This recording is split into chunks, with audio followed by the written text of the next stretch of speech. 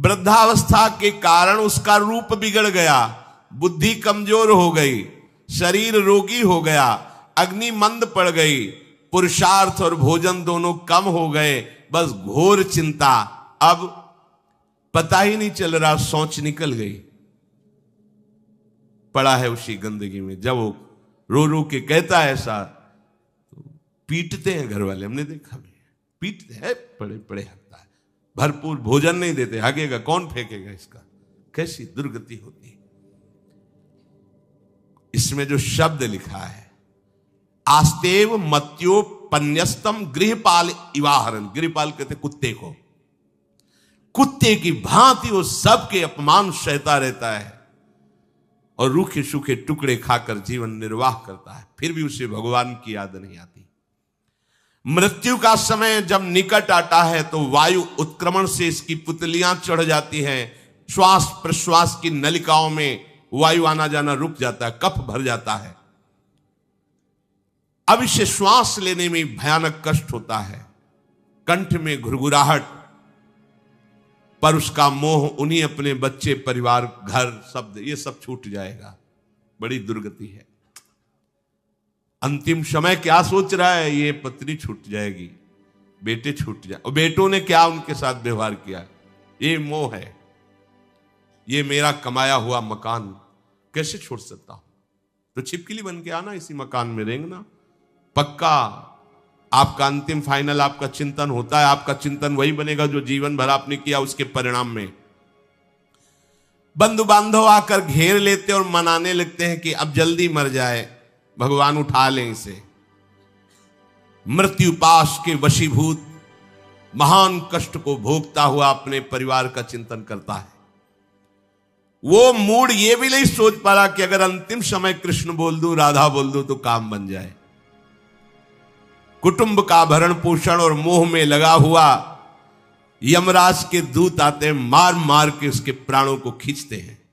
वो तो मार वही जानता है जिस पे पड़ती है, और सोचता कौन है, विवेक है नहीं, इसलिए सोच काम नहीं करती। भयंकर रोष युक्त नेत्र वाले, जिनके देखने से पेशाब छूट जाए, तभी तो आप देखो मरने वाले का शौच और लघु शंका सब छूट जाती है, देखने मात्र से, इतने वो भयानक है। वो देखकर भय के कारण मलमूत्र त्याग कर देता है। सा दृष्ट्वा त्रस्त हृदय स्रकन मूत्रम विमुंचति, इतना भयावह स्वरूप होता है उनकी घुड़क, और उनकी मार की टट्टी पेशाब सब छोड़ देता है। यमदूत उसे भयंकर यातना देते हुए प्राण खींचते हैं। अब ये तो वही जानता है जिसके खींचते हैं। बाहर वाले सब घेरे बैठे हैं, कोई एक बार भी नाम नहीं बोला। अगर एक बार बोल देता राधा तो भाग जाते यमदूत और वो बच जाता। पर ये सौभाग्य तो जिसने जीवन में धर्म किया है, कहीं ना कहीं भगवद आश्रय लिया, उसको ये मिलता है। जैसे कोई घोर अपराधी को सिपाही बांधकर ले जाते हैं, उसी प्रकार रस्सी में बांधकर बलात् उसको यमलोक की लंबी यात्रा कराती है। रास्ते में पिटाई, घुड़कियां, उसे प्यास लगती, पानी नहीं दिया जाता, तपती हुई भूमि पर चलाया जाता है। कुत्ते नोचते हैं, व्याकुल हो उठता है, भूख प्यास उसे बेचैन कर दी। पर यहां किसी की भूख नहीं मिटाई तो तुम्हें रास्ते में भोजन नहीं मिलेगा।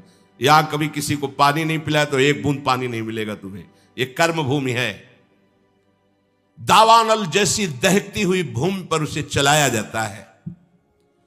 तप्त बालुका में मार्ग में जब एक पग भी आगे बढ़ने की सामर्थ्य नहीं होती, मूर्छा जाती है, मार मार के उसे चेतना में लाते हैं यमदूत, फिर घसीटते हैं।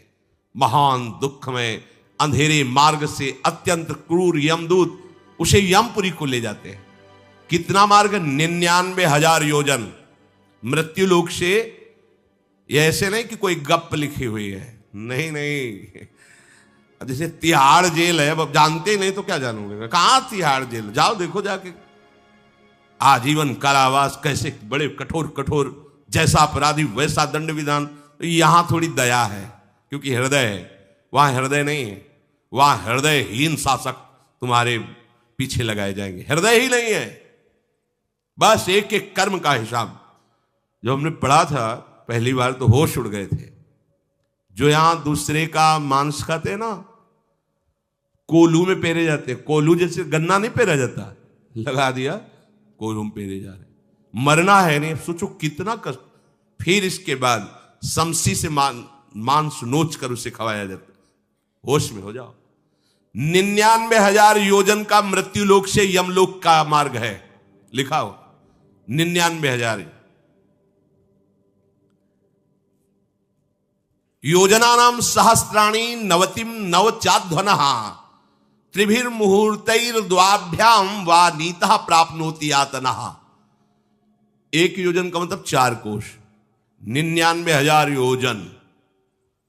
इतने लंबे मार्ग को 2 या 3 मुहूर्त में तय करना, दौड़ा के 2 या 3 मुहूर्त, बहुत कम समय। फिर वहां पहले से तय, इसको इस नरक में डालो, इसको इस नरक में। वहां इतना समय, थोड़ी भीड़ लगी है। जैसे अपने एक फोड़ा हुआ तो अपने इतने कष्ट समझते, अस्पताल जाओ देखो चीख लगी, किसी पैर टूटा, किसी कुछ, ऐसे वहां सब हिसाब हो रहा है। उसको धधकती हुई लकड़ियों में जलाया जाता है, कहीं दूसरों के द्वारा काट काट कर उसको उसका ही मांस खिलाया जाता है। यमपुरी के कुत्तों के भयानक दांत होते हैं, जिंदा, अब मरना है नहीं वहां। भयानक गिद्धों के द्वारा आते खींची जाती है। यहां सांप बिच्छू डांस जिसको मारा है, वहां भयंकर रूप रखकर उसका खून पीते हैं। हिसाब है बहुत होश में। यहां तुम किसी के शरीर को काट दो तो मर जाएगा, वहां ऐसा नहीं होता। वहां बार बार काटा जाएगा, मरोगे नहीं, पीड़ा वैसे ही होगी। बड़े भयानक कष्टों को भोगता है। तामिस्त्र तामिस्त्र रौरव आदि नरकों को भोगता है। हे माता, भगवान कपिल देव जी कहते हैं, जो पुण्य आत्मा लोग होते हैं स्वर्ग आदि में जाकर पुण्य भोगते हैं, लेकिन दोनों को फिर गिरना होता है, क्योंकि वो भगवान का भजन नहीं किए, इसलिए पुण्य भोग कर मृत्यु लोक आते हैं, वो पाप भोग कर नरक से मृत्यु लोक आते हैं। माता जब उनके भोग संपन्न होते हैं नरक आदि के, अब वो जन्म लेते हैं। फिर यहां ध्यान से सुनना, जब जीव को मनुष्य शरीर में जन्म लेना होता है तो प्रकृति में वर्षा के साथ आता है। प्रकृति में वर्षा के साथ आया, और फसल में मूली, गाजर, गेहूं, अन्न, इनमें वो जीव प्रवेश करता है, और उसे माता पिता दोनों पाते हैं। तो सप्तम धातु वीर के रूप में परिणित होता है जीव। वो वीर कण के रूप में माता के उदर में जब प्रवेश करता है, तो एक रात्रि में मां का और पिता का, दोनों का वो जो वीर मिलता है, उस रज और वीर के मिलने से एक कलल सा बनता है। 5 रात्रि व्यतीत होने के बाद एक बुदबुदा सा बनता है। 10 रात्रि व्यतीत होने के बाद एक बेर की सी आकृति होती है। फिर उसके बाद उसमें धीरे धीरे मांसपेशियां बढ़ने लगती हैं। 1 महीने में उसके सिर निकल आता है। 2 महीने में हाथ पांव अंगों का विभाग होता है। 3रे महीने में नख, रोम, अस्थि, चर्म, स्त्री पुरुष के चिन्ह प्रकट हो जाते हैं। 4 महीने में मांसादि 7 धातुएं प्रकट हो जाती है। 5वें महीने में चेतना जागृत हो जाती है। जैसे अपने चेतना, ऐसे 5वें महीने में गर्भस्थ शिशु की चेतना जागृत हो गई। जीव है पर चेतना 5 महीने बाद मां के गर्भ में जागृत। अब उसे भूख लगती है, प्यास लगती है, वहां की तापमयी जलन, पीड़ा, छोटे छोटे कीड़ों के द्वारा काटना। 6ठे मास में झिल्ली से लपटा हुआ मां की दाहिनी कोख में कीड़े की तरह तड़पता है। उस समय माता को कड़वे और खट्टे पानी की लालसा होती है, जिससे उसके अंगों में जाकर भयंकर जलन होती है। यह है भोग। वो कृमि कीड़े की तरह तड़पता है। मलमूत्र के गड्ढे में बीच में झिल्ली में बंधा हुआ वो जीवात्मा सुकुमार तो होता है, वहां के कीड़े उसे नोचते छोटे छोटे, वो तड़पता है। माता प्रसन्न होती कि जब बच्चा हिलता है, बोले है उसकी दुर्गति हो रही, वहां भयंकर कष्ट पा रहा है।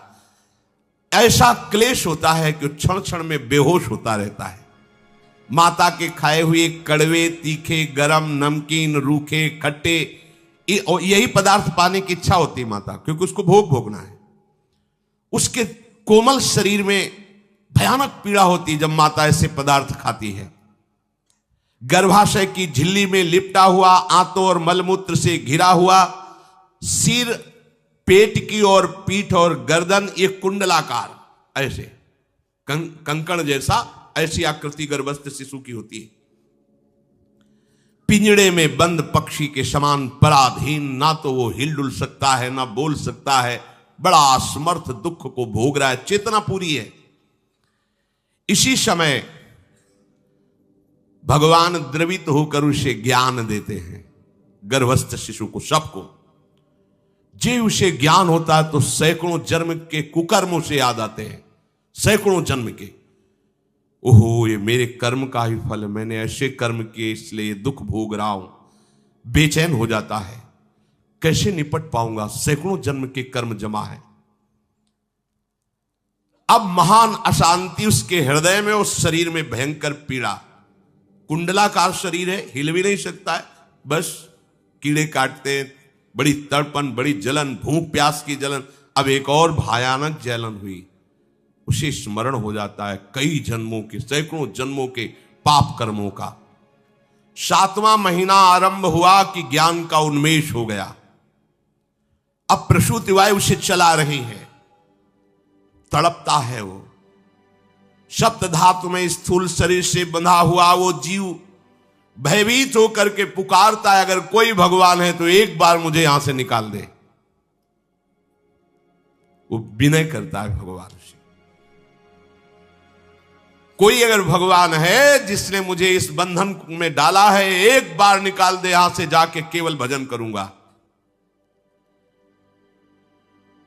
जीव कहता, जंतुरुवाच तस्योपशन्नमवितुम जगदिच्छयात् नाना तनोर्भुवि चलच्चरणारविंदम सोहम ब्रजामि शरणम रकुतो भयम में येने दृशी गतिरदर्श सतोनुरूपा।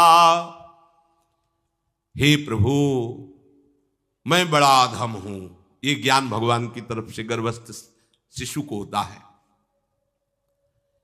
देखो, स्वयं वो इतना कष्ट पा रहा है, फिर जब आप गर्भ हत्या करते हैं तो आपका पाप कितना बड़ा होगा, सोचो। सब माताओं से विनय है, संयम से रहो, सावधान रहो। ये हत्या ऐसी नहीं कि तुम्हारे दान पुण्य से क्षमा हो जाएगी। ये जो भ्रूण हत्या है, गर्भ हत्या है, बहुत बड़ा पाप है। आप लोग अज्ञान के कारण इसको ध्यान नहीं देते, इसे खिलवाड़ समझते हो। कितना ज्ञान है। बेटी ही मां है, बेटी ही बहन है, बेटी ही पत्नी बनती है, बेटी ही किसी के जीवन को धारण करने वाली बनती है। और आपने गर्भ में देख लिया बेटी है, तुम स्वयं मां होकर उसका साथ दे रहे हो, उसका नष्ट करने के लिए। हमारी तो बात ही समझ में नहीं आती, क्या बुद्धि भ्रष्ट हो गई। अगर पुरुष का इतना महत्व है तो बेटियां ना हो तो तुम्हारी कौन सी गति होगी, सोचो जरा। जीना मुश्किल हो जाएगा तुम्हारा। तुम पुरुष किस काम के रह जाओगे। तुम्हारा अर्धांग काट दिया जाए तो तुम कैसे होगे। ये स्त्री स्वरूप अर्धांग है।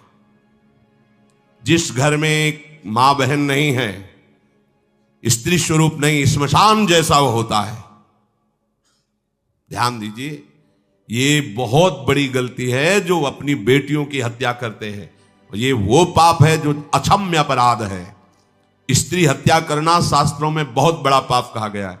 फिर वो तो बच्चा है, बिल्कुल नहीं। जिनसे हो गया है, श्रीमद् भागवत का सप्ताह मूल संस्कृत से सुनो और भगवान से प्रायश्चित प्रार्थना करो कि हे नाथ, भूल से गलती हो गई, दूसरा कोई उपाय नहीं। ध्यान से समझ लीजिए, तुम्हारे भ्रूण हत्या, गर्भ हत्या के पाप को नष्ट करने में एकमात्र श्रीमद् भागवत समर्थ है, दूसरा कोई नहीं। कोई दान पुण्य तीर्थ स्नान तुम्हें क्षमा नहीं कर पाएगा। यह ऐसा महापाप है। अगर हृदय में जलन करके और मूल संस्कृत के द्वारा पूरी 7 दिन में भागवत श्रवण की जाए नियम से, तो भागवत समर्थ है, इस हत्या के पाप से भी आपको मुक्त कर देगी। जिनके ऐसे हत्या हो गई हो, करवा लो, नहीं तो बुद्धि आगे भ्रष्ट करके तुम्हें हरि गुरु से विमुख कर देगा। ये पाप ऐसा नहीं कि तुम्हें 2-4 माला घुमाने से क्षमा हो जाएगा। ये महत अपराध है। सबकी समझ में नहीं आता, समझ जाओ, नहीं तो आप जहां भी हो वहीं से भ्रष्ट कर देगा, ये अपराध नष्ट नहीं होगा। श्रीमद् भागवत की कृपा से नष्ट हो जाएगा। यह हमें बहुत विश्वास है। श्रीमद् भागवत साप्ताहिकी यह है ही महामहिम।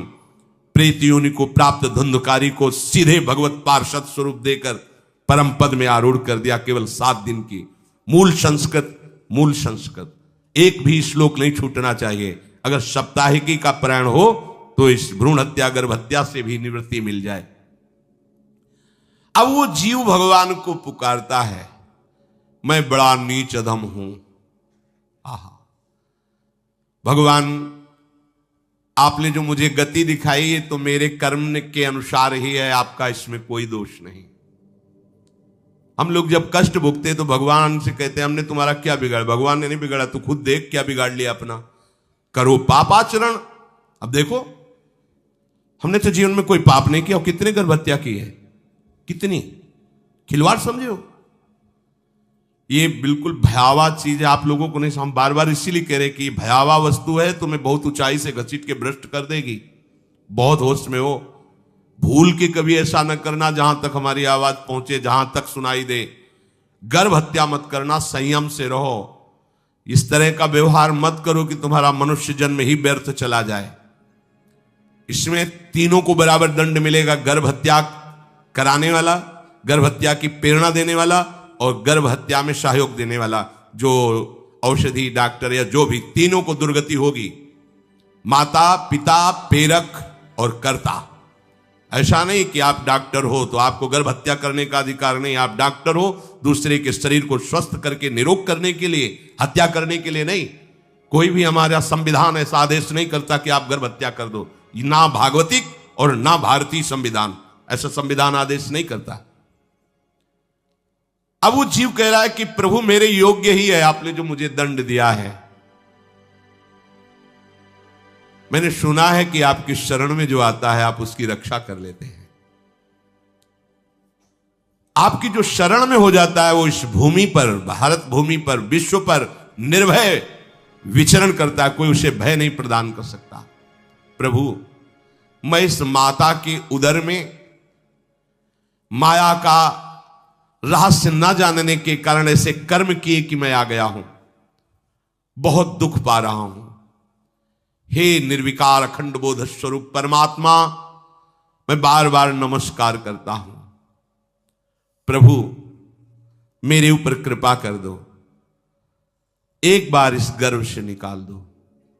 मैं यहां से बाहर जाकर आपका निरंतर भजन करूंगा। ये वादा करके आए हम प्रभु से। सब प्रभु ने करुणा करके हमें चांस दिया है मनुष्य शरीर। प्रभु मैं बहुत जन्मों से इस समय स्मृति आ रही, देख रहा हूं कर्मों में भटकता रहा आपसे विमुख होकर के। ये जो मुझे अभी ज्ञान हो रहा है केवल आपकी कृपा से तत्कालिक है। तत्कालिक, एक तत्कालिक वैराग्य होता है। जैसे कथा सुनियो मन में आया कि अब तो भजन ही करना है। ये तत्कालिक है, स्थायी नहीं है। इसे स्थायी बनाओ। प्रभु आप अंतर्यामी हो, आप सब कुछ जान रहे हो। तीनों तापों की शांति के लिए भक्तजन आपका भजन करते हैं।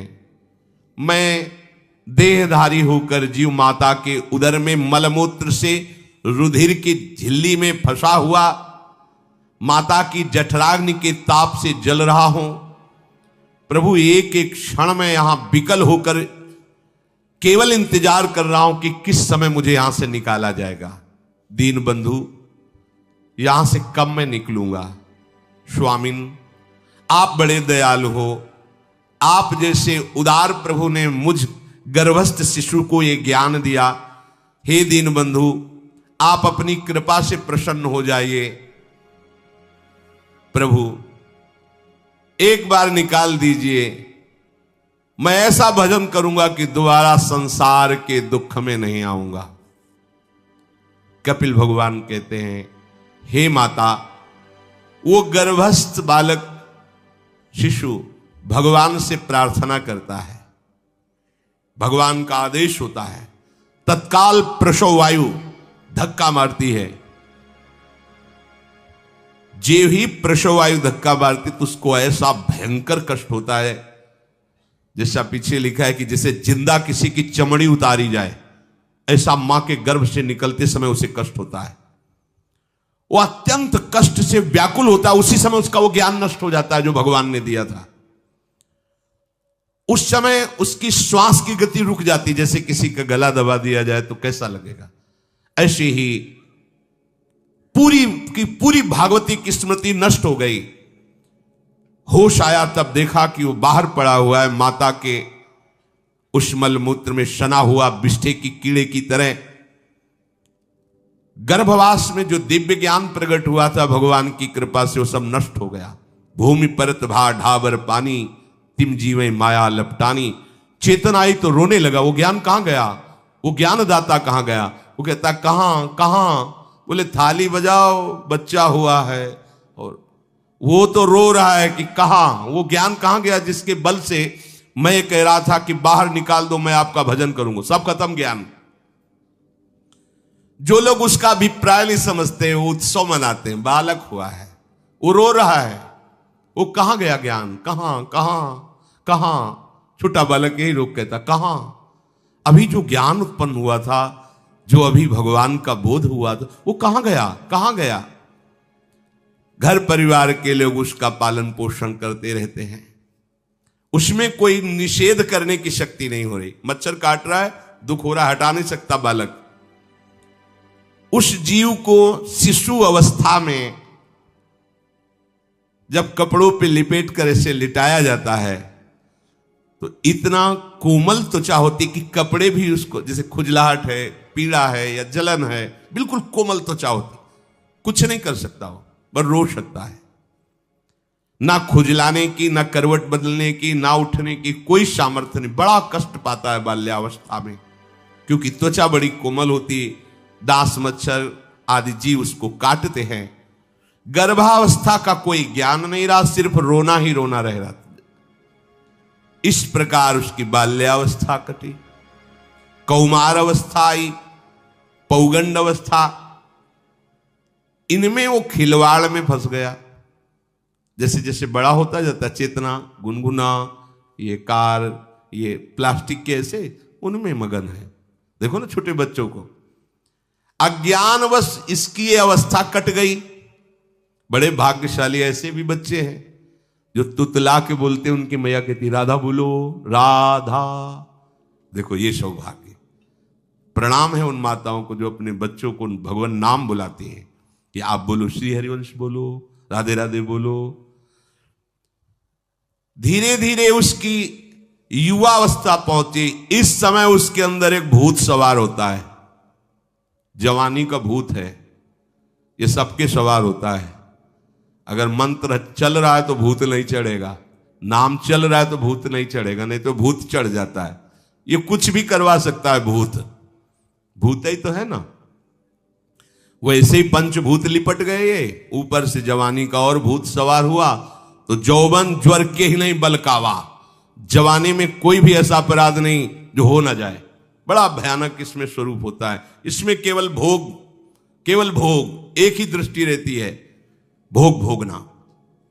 अज्ञानवश जब भोगों की प्राप्ति में बाधा पड़ती तो भयंकर वो क्रोध करता है, शोकाकुल होकर हिंसा कर बैठता है।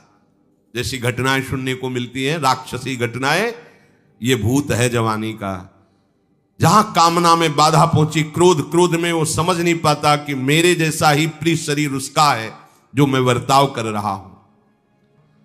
जैसे जैसे देह बढ़ता जाता है, पुष्ट होता जाता है, वैसे वैसे भोग वासना और अभिमान बढ़ता जाता है। वो काम परवश होकर अपना नाश करना शुरू कर देता है। यौवन, वो फिर खोटी बुद्धि वाला वैसे ही पाप करने लगता है जिन पापों के कारण उसकी दुर्गति हुई थी नरक आदि की, और मां के गर्भ में आया था। कह रहे हैं कि हे परम तप अर्जुन, जो मेरे इस धर्म की महिमा पर, मेरी इस बात पर श्रद्धा नहीं रखते, वो कभी मुझे प्राप्त नहीं कर पाते। वो मृत्यु रूपी संसार चक्र में बार बार जन्मते मरते रहते हैं। श्री भगवान कह रहे, अपने लोग देखो अरबों जन्म हो गए, बार बार जन्म, बार बार मरण। संसार धर्मई विमुहिमाना, ये संसार प्रकृति ऐसा है कि हमें घसीट लेता है और मोहित कर लेता है। बिल्कुल ऐसा सत्य लग रहा है, बड़े आश्चर्य की बात कि शरीर सत्य है और इसी शरीर से कई शरीरों को फूंका जाता है। रिश्तेदार, नातेदार, व्यवहारी, पुत्र, पत्नी, कोई भी पधारा तो उसको ये ज्ञान नहीं हो रहा कि इस शरीर नाशवान है, इसकी ये दुर्दशा होती है। थोड़ी देर के लिए भले वो दूसरों का जब कोई रोता है ना तो समझाते भैया ऐसे ही है, सबका शरीर ऐसे ही नष्ट होगा, हमें तुम्हें भी मरना पड़ेगा, यही गति होती है। अब चुपा जाओ, जितने हैं उन्हीं में राग कर लो, 2 लड़के बचे हैं उन्हीं को प्यार दुलार करो। ये नहीं कहता कि सब देख रहे हो क्या, और वो गाते भी चलते हैं सत्य बात, कहते हैं राम नाम सत्य है, सत्य बोलो मुक्ति है, भगवान का नाम परम सत्य है। ये सब लोग देहात में यही गाते हैं, जब शव ले जाते हैं तो शव यात्रा में गाते राम नाम सत्य है, पर स्वीकार नहीं करते, केवल गाते हैं। स्वीकार कर ले कि सत्य तो केवल हरे नामई, हरे नामई, हरे नामई केवलम, सत्य तो केवल भगवान का नाम, तो जीवन सार्थक हो जाए। पर बड़े आश्चर्य की बात है, ये अपने शरीर को सत्य मानते हैं, कुटुंबियों के स्नेह को सत्य मानते हैं, धन संपत्ति को सुख रूप मानते हैं, उत्पत्ति विनाशशील प्रतिक्षण परिवर्तनशील जगत के व्यक्ति वस्तु पदार्थ घटना को सत्य मानते हैं। कौन? जिन्होंने भगवान की तरफ दृष्टि नहीं की, तो उन्हें फिर बार बार दुख सुख जन्म मरण परिवर्तन ये प्राप्त होता रहता है। जिस योनि में जाते हैं उसी योनि में आसक्त हो जाते हैं, फिर अगली योनि, फिर अगली, कब तक भागते रहेंगे, थक गए। अरे थोड़ा तो विचार करो, कब तक? कोई यहां टिकने का स्थान ही नजर नहीं आ रहा है। माता पिता के चरणों में सर रखकर स्वतंत्र होकर के तो कितने दिन वो अंतर्ध्यान हो जाएंगे। किसको हम माने अपना, क्या अपना माने? चलो शरीर को लेकर स्वस्थ है, कब नष्ट हो जाए। कोई एक तो ऐसा होना चाहिए जो मेरा अविनाशी मित्र हो, सदा सदा मेरी रक्षा करे, मुझे सुख प्रदान करे। जब ऐसी मांग होगी तो वो केवल एक निकलते हैं, प्रभु, दूसरा कोई नहीं। पूरी सृष्टि को छानने के बाद एक ही बात समझ में आ जाती है कि केवल एक हमें प्यार करने वाले, हमारे निरंतर समीप रहने वाले, हमारे अहेतुकी सुहृद कृपालु भगवान है, दूसरा नहीं। मृत्यु संसार वर्तमनी, इस संसार में मरना ही मरना है, इसका नाम मृत्यु लोक है, मरना ही मरना। प्रश्न उत्तर में आते हैं, कहते हैं कि भगवान का हमने कभी कुछ बुरा तो किया नहीं, भगवान ने हमारे साथ बड़ा बुरा किया, एक ही लड़का था उसको छीन लिया। अब क्या उत्तर उनको दे, इतने मोहांधकार में फंसे हुए, अब क्या उनको उत्तर दे? तुम्हारा लड़का था, तुम जान पाए? तुम्हारी क्या सामर्थ्य है कि तुम कुछ एक अंगुली की भी रचना कर लो? पुत्र बनाना तो बहुत बड़ी बात है, तुम्हारी अंगुली काट दी जाए, तुम नई उसको प्रकट कर दो तो जाने कि तुमने पुत्र रचना की है। अरे पागल, वो भगवान का ही है, जितने समय के लिए यहां जो लीला के लिए आया कि अंतर ध्यान हो गया, तुमने उसे अपना मान लिया, प्रभु को अपना नहीं माना, इसलिए तुम्हें शोक, ये दंड तुम्हें मिल रहा है, ये तुम्हें दुख भोगना पड़ रहा है। भागवत में श्री चित्रकेतु जी के चरित्र में आता है कि उनके बहुत सी रानियां थी, बहुत से में 1 करोड़ रानियां थी। वो संतान के लिए बहुत व्याकुल रहते थे, किसी भी रानी से गर्भ नहीं हुआ।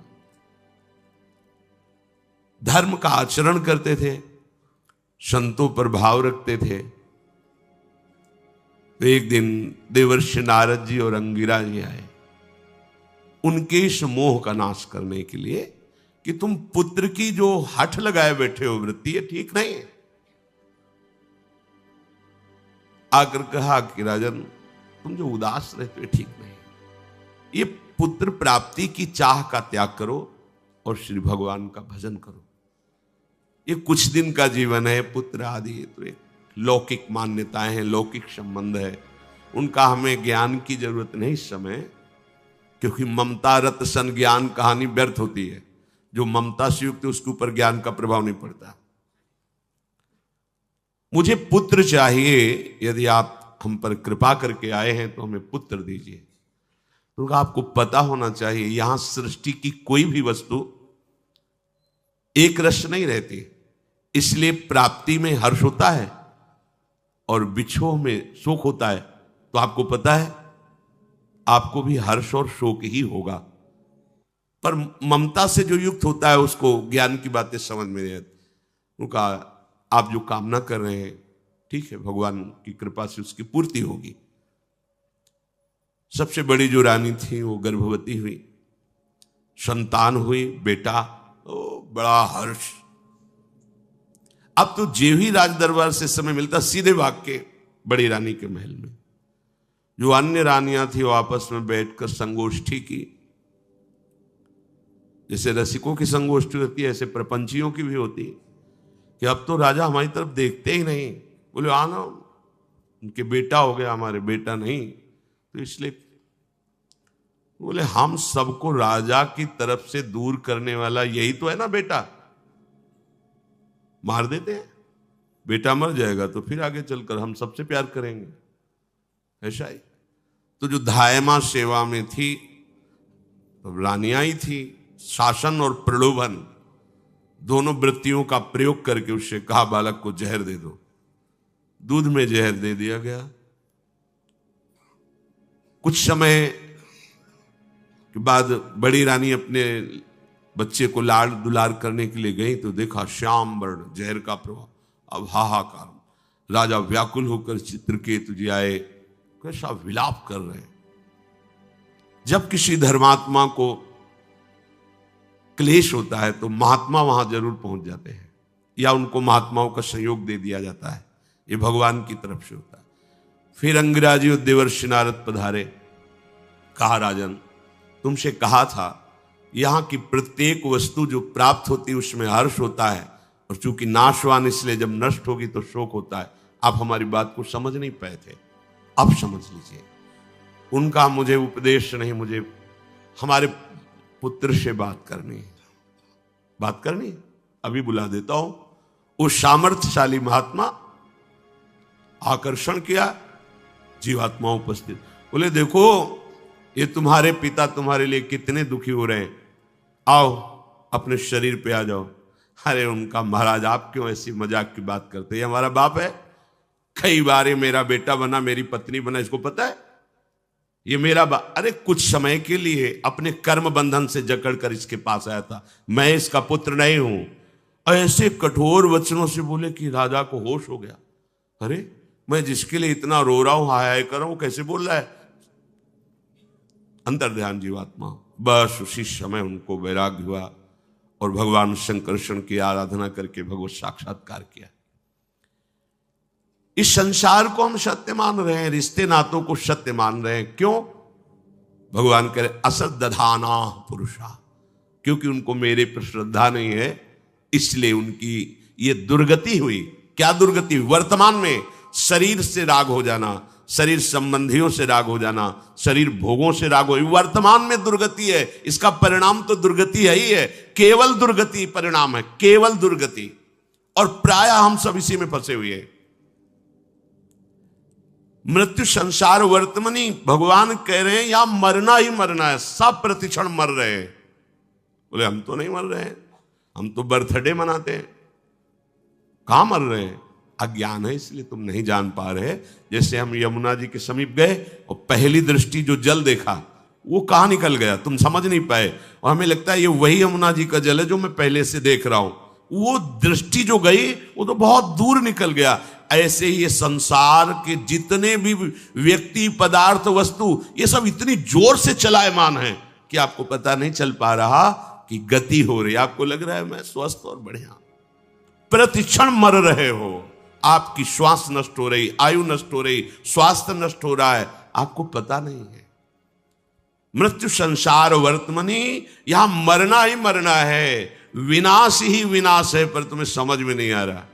जैसे कसाईवाड़े में जीव बंधे होते हैं, बकरे, गाय आदि, भैंसे आदि, तो उनको भी चारा डाला जाता है, क्योंकि 2-4 दिन बाद नंबर आएगा, तो ऐसे नहीं रखते, वो भी चारा डालते।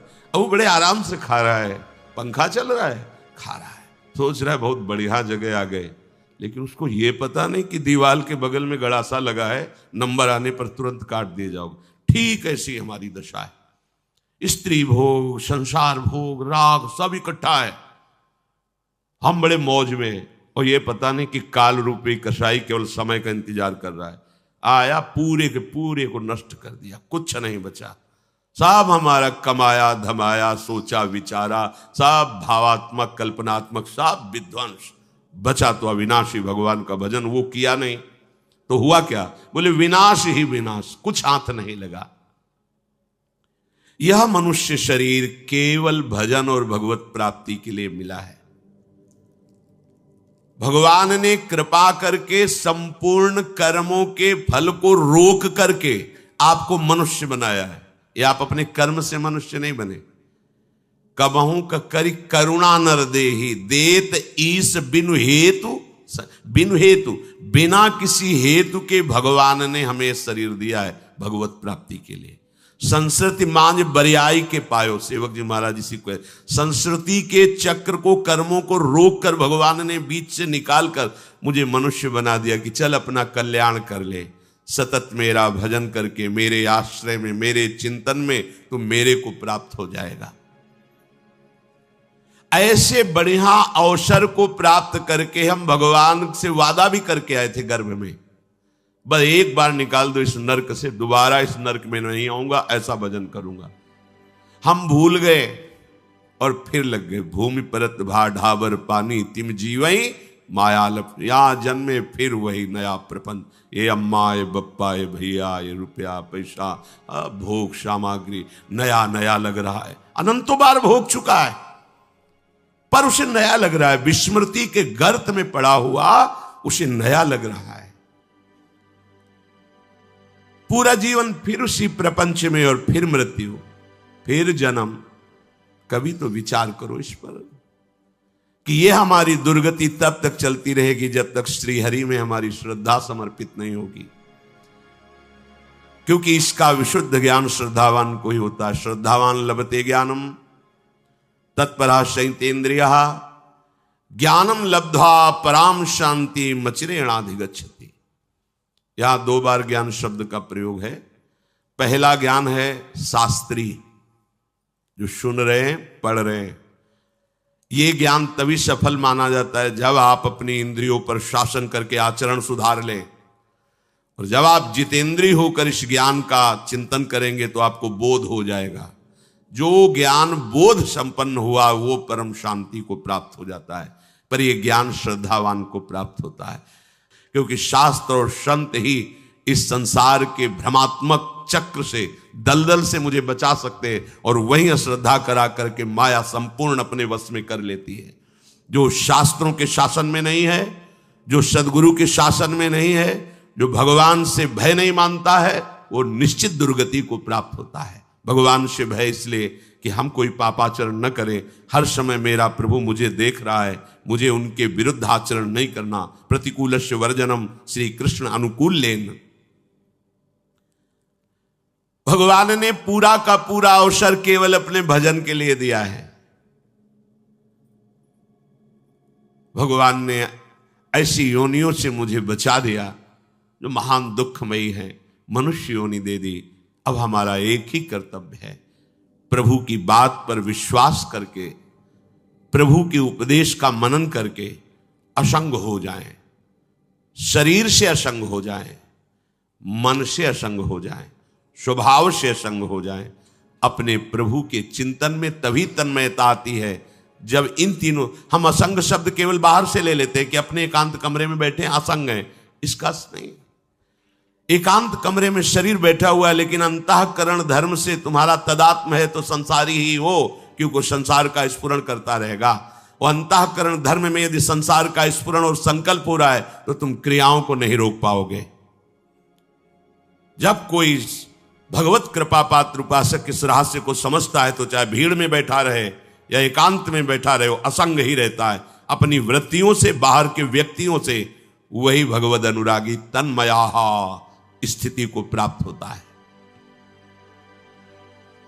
माम प्राप्य कौन्तेय ततो यान्त्यधमाम गतिम। वो ऐसे जो लोग शरीर संसार में आसक्त है और मेरी प्राप्ति की चाह ही नहीं करते, इसलिए अधम गति को प्राप्त होते हैं। हम सब प्रभु के हैं, हमारा विश्राम स्थल प्रभु ही है, इसलिए हरिशरणम। जब तक हम प्रियालाल के चरणों की शरण में नहीं पहुंचाएंगे तब तक हमारी यात्रा नहीं होगी। हम भटकते रहेंगे, यात्रा नहीं हो रही। अगर शुरू कर दिया राधा राधा, अब यात्रा शुरू हो गई। एक कदम भी मंजिल की तरफ बढ़ो और लड़खड़ा के गिर जाओगे तो हमारे स्वामी इतने करुणामय, वो दौड़ पड़ेंगे और पहले कदम में ही आपको उठा लेंगे। बहुत कृपालु है, सच्ची कहते हैं, बहुत कृपालु है। कोई पक्षपात की बात नहीं, ऐसा है ही। स्वामी अखंडानंद जी ने एक बार पूज्य भाई जी महाराज से कहा, आप अपने अनुभव की कोई एक बात बता दें। तो भाई जी की आंखों में आंसू आ गया और कहा, उमा राम स्वभाव जय जाना, ताई भजन तज भाव नाना। जिसने भगवान के स्वभाव को जान लिया उसे भजन छोड़कर और कुछ अच्छा नहीं लगेगा। प्राय लोगों के भीतर ये बात बैठ गई है कि हम तो गृहस्थ हैं, हम तो संसारी हैं, तो ये जन्म मरण तुम्हारे इस भाव से रुकेगा नहीं। गृहस्थ और संसारी हो तो तुम्हें भोगों का लाइसेंस थोड़ी मिल गया है कि तुम स्वतंत्र हो, जितना भोग चाहो भोग सकते हो, ऐसा नहीं। भोगों को संयम से, भगवत भाव से, भगवत उपासना का भाव रखकर स्वीकार करो। तुम्हारा लक्ष्य अंशी हरि को प्राप्त करना है। निरंतर प्रभु की प्राप्ति की चाह से तड़पो। मामनुष्मर युद्ध च। यदि हम ऐसा नहीं करेंगे तो भगवान कह रहे बार बार जन्म मरण को प्राप्त होते रहेंगे। न जाने कितनी माताएं बदली, न जाने कितनी बदलनी पड़ेंगी। यार कहां विश्राम है, कहां चैन से हम रह सकते हैं। तो आचार्य चरण कह रहे हैं चैन से रहना है तो आओ वृंदावन विश्राम, यहां से आना जाना मिट जाएगा। सच्ची, बस यहां वैष्णव अपराध मत करना, किसी की भी निंदा मत करो, क्या चला जाएगा तुम्हारा। अरे जिसको जैसे भगवान चला रहे, तुम अपने को सुधारो। तेरे भावे जो करे भलो बुरो संसार। इतना बढ़िया अवसर मिला धाम वास में, तुम एक दूसरे की, अरे यहां ऐसे रहो, तुम्हें कोई नहीं जानता, तुम किसी को नहीं जानते, तुम श्यामा श्याम के लिए आए हो, केवल श्यामा श्याम से मतलब रखो। पर और जगह चाहे कम प्रपंच हो, यहां ज्यादा होता है, क्योंकि भजन में मन नहीं लगता तो एक दूसरे की टांग खींचते रहते हैं। अरे आकाश है, खूब अपनी अपनी पतंग उड़ाओ, दूसरे की काटने की जरूरत क्या है।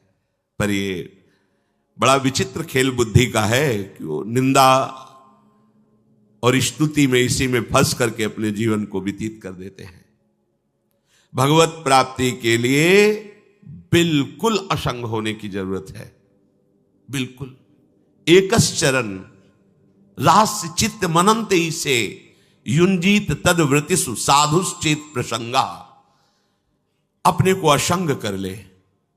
संग करे तो भगवत प्रेमी महात्माओं के बीच में ये बाढ़ है, माया रूपी बकरी चर नहीं पाएगी।